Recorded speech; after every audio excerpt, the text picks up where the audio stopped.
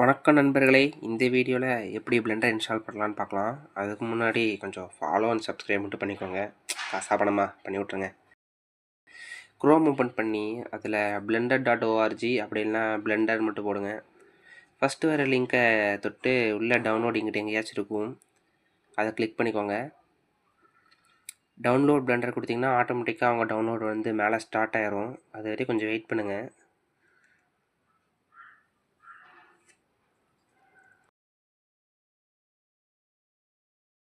Download ஆனதுக்கப்புறம் அதை open பண்ணி செட்டப் கொடுத்துக்கோங்க. நெக்ஸ்ட் அதுக்கப்புறம் இன்ஸ்டால் கிளிக் பண்ணிக்கோங்க. இப்போ பிளெண்டர் நம்ம கம்ப்யூட்டர் இன்ஸ்டால் ஆகிடுச்சு மக்களே. பிளெண்டர் ஓப்பன் பண்ணிக்கோங்க. இப்போ இதில் உங்களுக்கு எதாவது சேஞ்சஸ் இருந்துச்சுன்னா சேஞ்சஸ் பண்ணிவிட்டு கண்டினியூ கொடுங்க. அவ்வளோதான் நண்பர்களே. இப்போ ஜென்ரல் கொடுத்து பிளெண்டரை பூந்து விளாடுங்க. அடுத்த வீடியோவில் பார்ப்போம். மறக்காமல் டுட்டோரியல் வேணுன்னா கீழே கமெண்ட் பாக்ஸில் கமெண்ட் பண்ணிட்டு போங்க.